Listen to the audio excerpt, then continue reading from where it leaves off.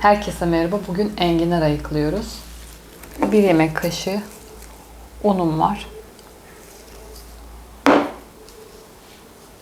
1 limonun suyu.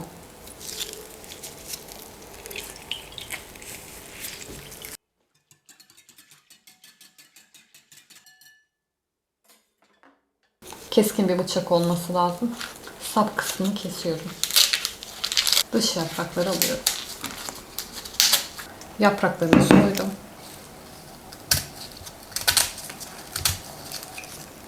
Şöyle bıçağıma limon sürüyorum.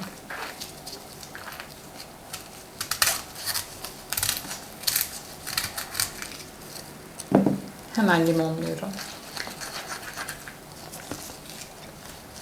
Şuradan soymaya başlıyorum.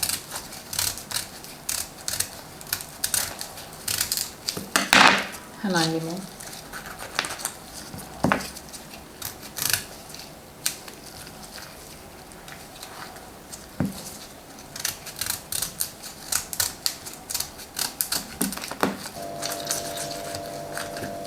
Suyumun içine atıyorum. Bir tane daha yapalım. Sap kısmını alıyorum. Çanak kısmı görünmeyecek. Dış yapraklarını koparıyorum, kirli olanları.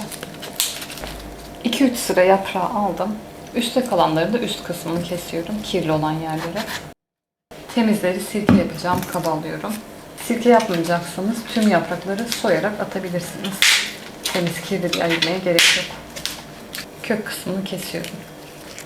Önce bıçağımla şöyle.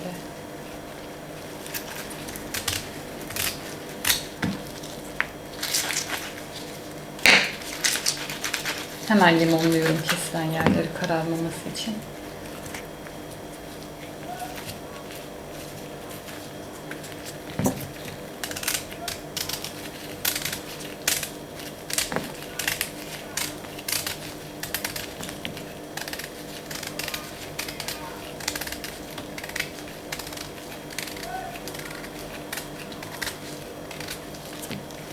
Hemen limon.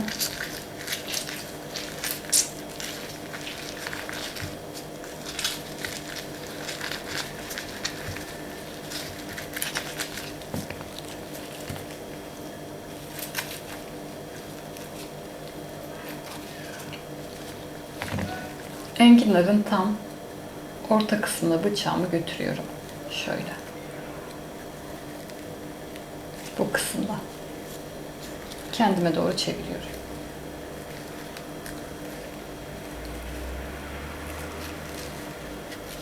Açılan yerlere limonluyorum.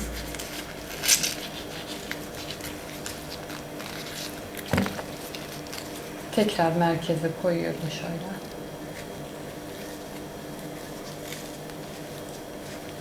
Koymaktan çok batırıyorum aslında.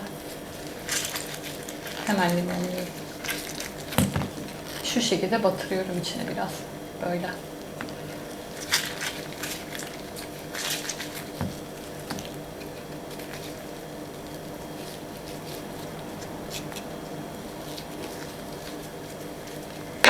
Hemen içine gönderiyorum. Enginarlarım 1 saattir suda bekliyor. Üzerine ağırlık koydum. Çünkü suyun üzerine çıkınca kararıyor.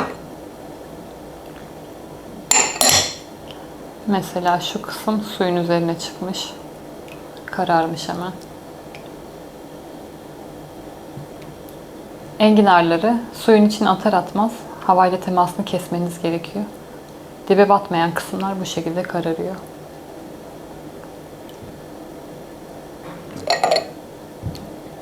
Yemeğini yapana kadar bu şekilde bekletebilirsiniz. Hoşça kalın.